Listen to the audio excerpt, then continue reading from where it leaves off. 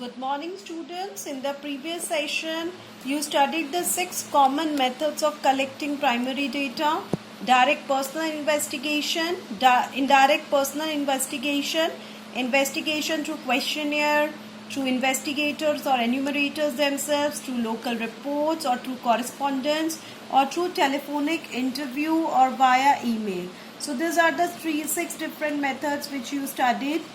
Now today I am going to explain you the difference between a questionnaire and a schedule. Now, what is the basic difference between these two? A questionnaire is a one which is filled by the respondent himself. That means if you want to collect data regarding a survey of any company, so in that case you send a survey report through or a questionnaire through mail, right?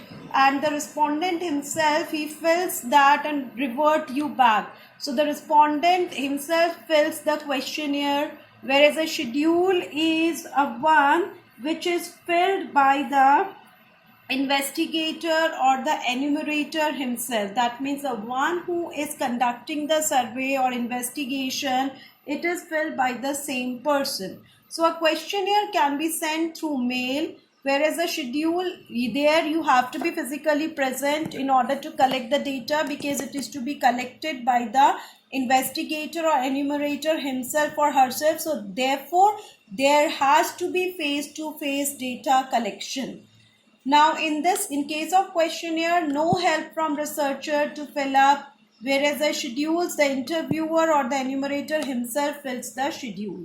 In case of questionnaire, the cost is only for preparation and mailing the questionnaire. But in case of schedule, cost is for appointing, training, enumerator, or even I can call him as investigator, and preparing the tool. So in both the cases, the schedules are expensive, whereas the questionnaire is not much expensive because the cost is only for preparation and mailing the questionnaire. So this is the basic difference between a questionnaire and a schedule. Now students, as I am teaching you collection of data, so it is very important that whenever you prepare a questionnaire, that is a list of questions to conduct any survey, any study. So it is very important to conduct a pilot survey or a pilot test.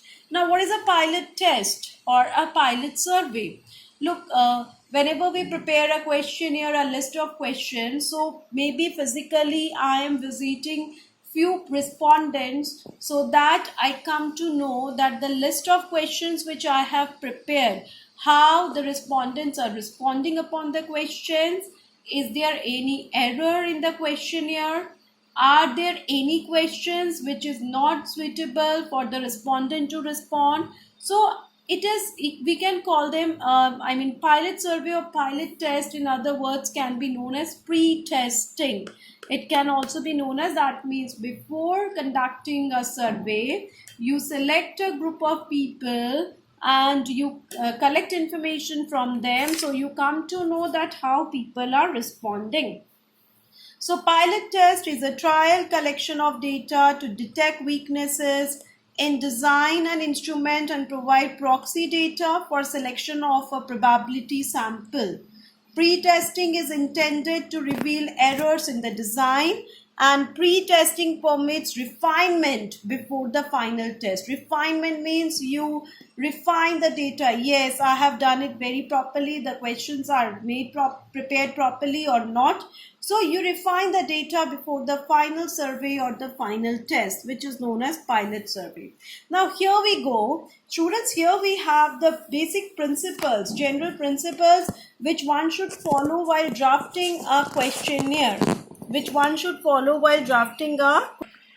So there are certain principles for drafting a questionnaire. That means whenever you are preparing a list of questions for conducting a survey, so you have to keep following points in mind in order to conduct the survey.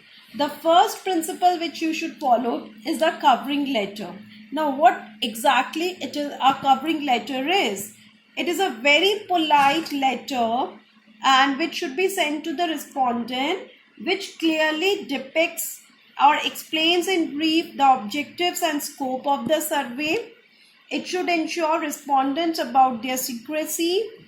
Along with that, in case of mail questionnaire method, a self-addressed stamped envelope should be enclosed so that the respondent himself sends it.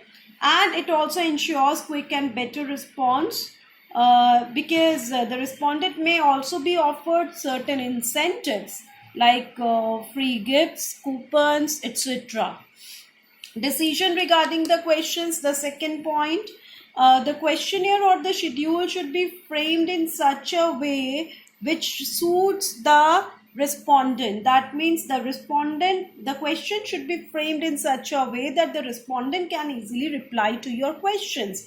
Like you may have various types of questions, simple alternative questions like, do you have car? Yes or no. Are you interested in higher studies? Yes or no. That means a question which simply the respondent can answer by giving you the answer or the response in a yes or a no. There could be multiple choice questions, like one of the examples could be, how do you normally reach your office? You walk, you use a bus, two-wheeler or a car. So this can be one of the question. Specific information question like, are you married? Do you have kids? How many kids do you have? Etc. etc. You can have open-ended questions like, what is your monthly income? How can the problem of unemployment be solved? So these are the various types of questions depending upon the need of the survey you can frame. Then we have number of questions. You have to decide the number of questions should be as small as possible. Long questionnaire discourage people from completing them. Simple and short questions. The question should be clear, brief and unambiguous, because if the question is not framed in such a way, so the respondent may refrain replying to your questionnaire.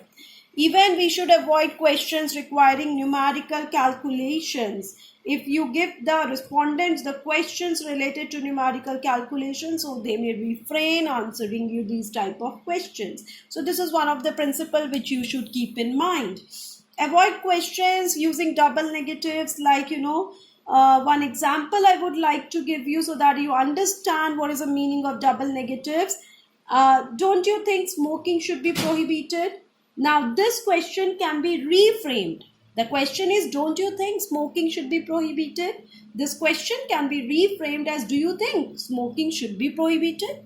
So double negative should be avoided because it creates a problem for the respondent to understand it. No personal question should be asked which hurts anybody's feelings. So sentiments, like the questions pertaining to their private affairs should never be asked, like, are you engaged in some relationship? Do you have a girlfriend or a boyfriend? So these type of questions should be avoided. So no personal question should be asked. So that's all for today, students. So there are certain principles which are still remaining, which I'll continue in the next session. Thank you so much.